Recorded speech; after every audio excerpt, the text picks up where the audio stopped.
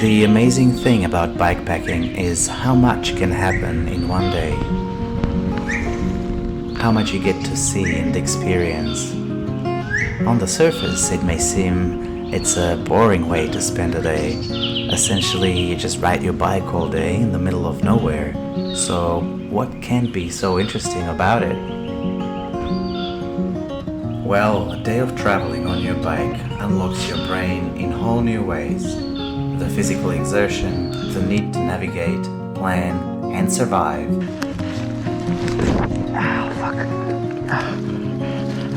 Has your brain firing on all cylinders. I heard a voice up ahead, Michelle.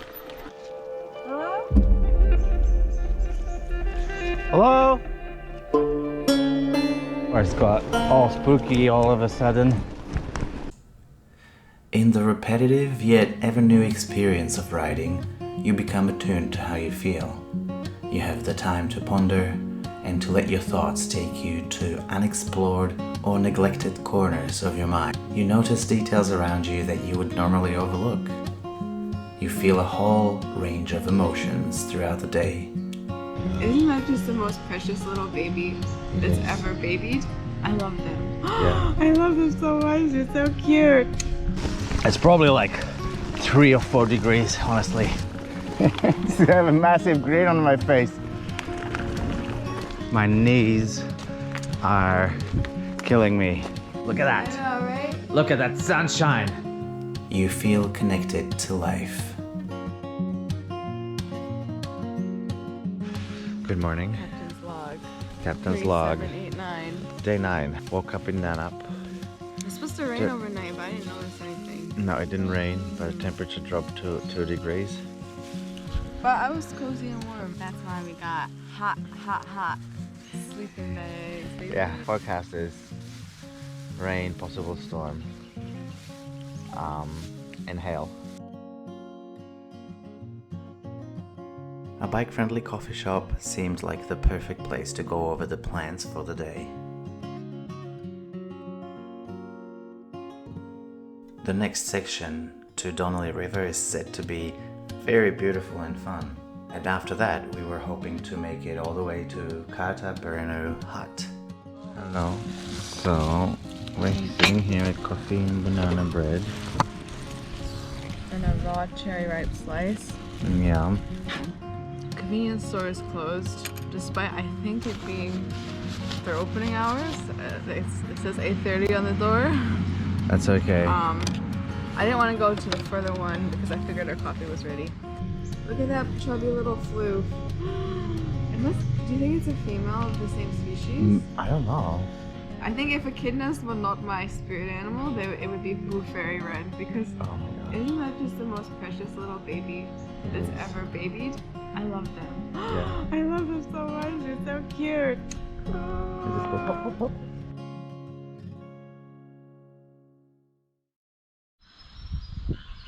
The first 15 kilometers out of Nanup led us through some beautiful countryside, and it allowed us to look around and take in the beautiful sights.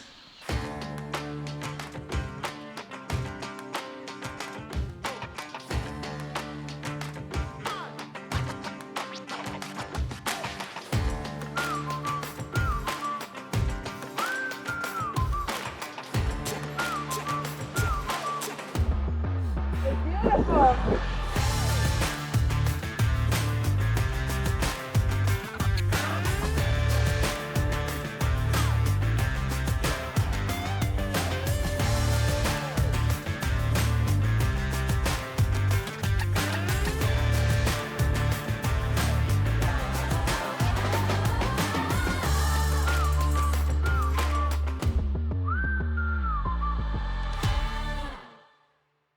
About 6 kilometers from Donnelly River, and the rain started, so we're definitely stopping at Donnelly in their lovely coffee shop. Made a mistake in remembering the distance. It wasn't 27, it was 37 to Donnelly, so we still have 12 k's to go. Turns out that the extra distance was a good thing because riding through that forest was an absolute joy. This is such a nice quiet, peaceful forest.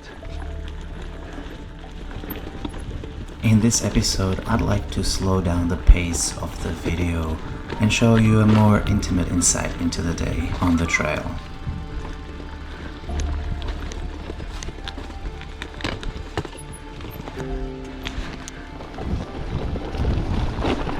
It's fun to ride. Woo! Woo!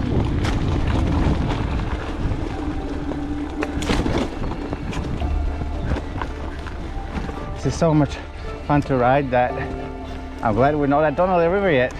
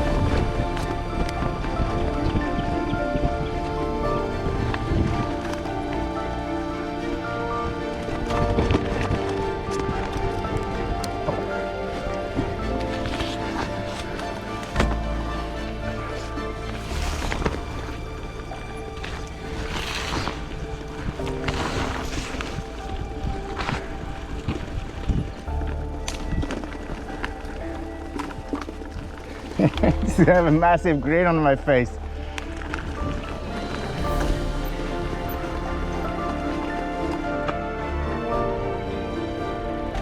Donnelly River. I love this place. Frozen in time, Donnelly River is an old logging village. Now turned into a holiday destination, it keeps its old-timey charm. There's no mobile signal, the cottages are preserving their rustic simplicity, and the general store is a cozy hub where you can get your supplies, a bit of warmth, coffee and a meal. Michelle's drying up here at the Donnelly General Store. This is such a cool place. There's a library of DVDs, books, board games.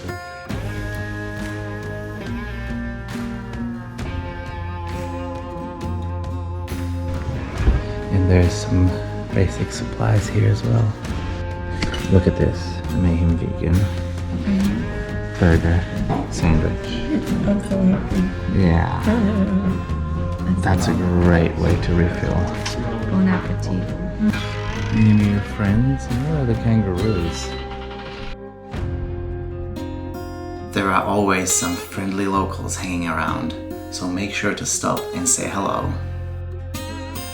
We felt really cozy and were tempted to spend the rest of the day by the fireplace, but we heard the trail calling our names, promising more adventures.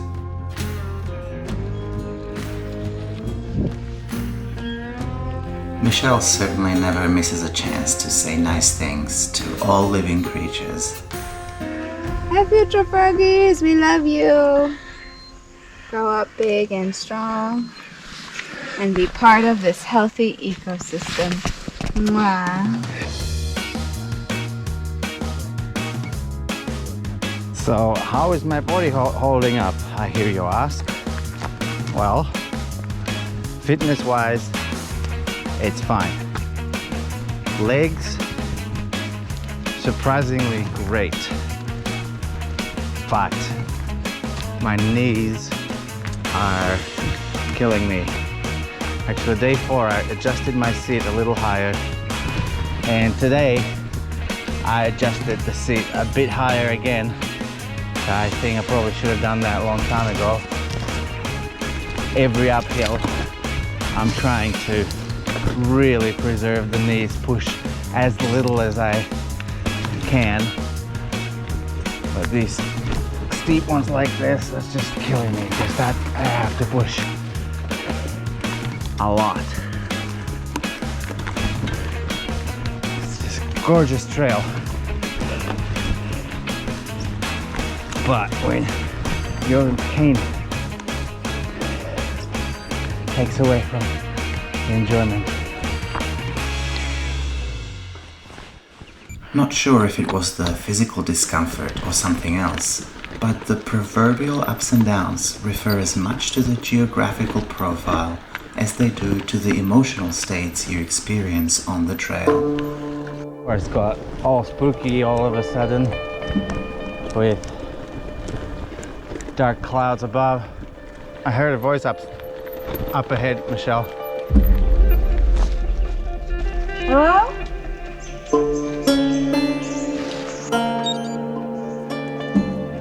Hello?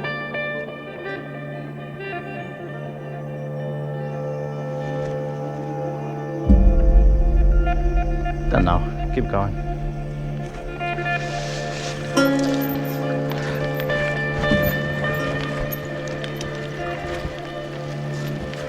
Probably just our imagination. And the rain started falling. We're about 5.5 k's from the hut, so we're gonna get soaked. Well, I guess we got lucky throughout the day. Stayed dry throughout the day.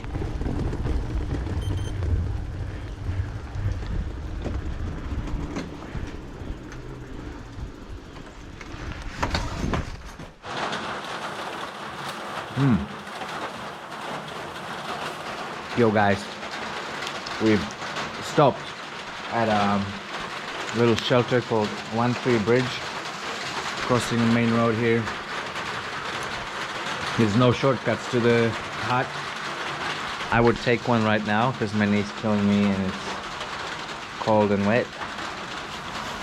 But the hut is about 4.5 kilometers away. The problem is it's all steep uphill. It's gonna take us a while. But then, hot tea and those 2 beers that I've been dragging along. Yes. Oh, the rain is not letting up. We're just gonna go. I think this steep climb will take us maybe 45 minutes. That's gonna be a test of character, a test of strength. See you up there. It's cold, freezing cold. My fingers are frozen. It's probably like 3 or 4 degrees, honestly. I think we're walking. This is way too steep.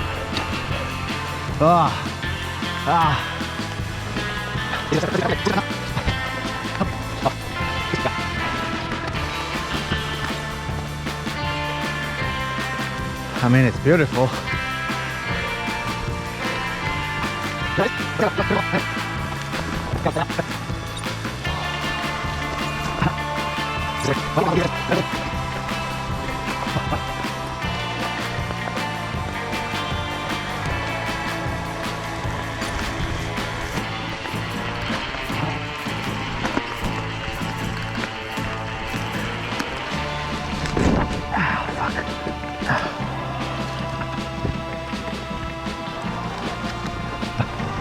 I'm recording this whole thing so I can remember to relive it when I want to ride in the rain.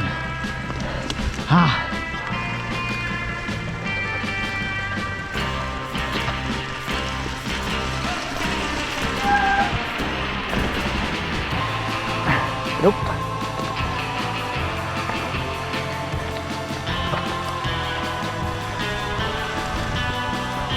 I'm now completely drenched. I may as well just have jumped in the river.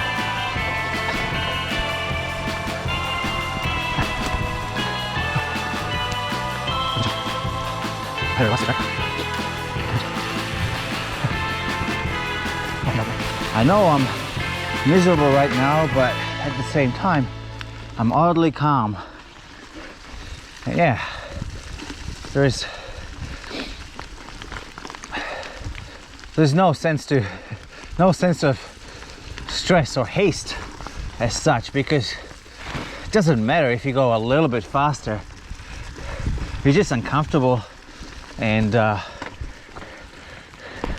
yeah, just another obstacle, one of 1,000. So Don't get mad at it at all. Alright, let's try and get this one. Ah, yeah.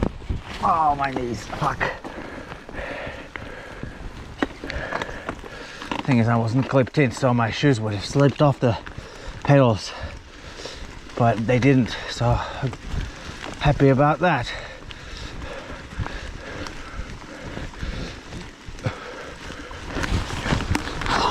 Fuck. Those branches just give you a full shower, like a bucket of water right on your head.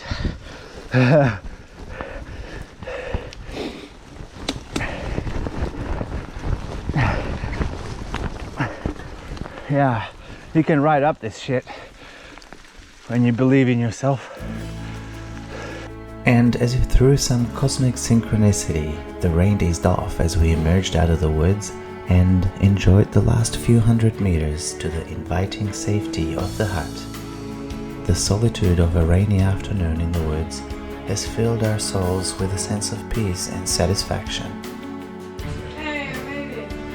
Oh my god, this hut is like from a fairy tale. Hang out with us now for some post-ride ponderings.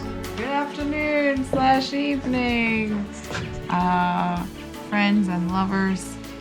We are here at Karta Burnu. Is Yes. that right? And I'm making tea. Marty's sitting at the tent. We just finished a nice hike with our bikes uphill in the rain and the cold. Couldn't feel my hands. Look at that. Look at I that. know, right? Look at that sunshine. Look at that sunshine. Sometimes we just make the weather and sometimes we just miss the weather. It Oh, was one of those times we just missed the weather and we slogged it uphill.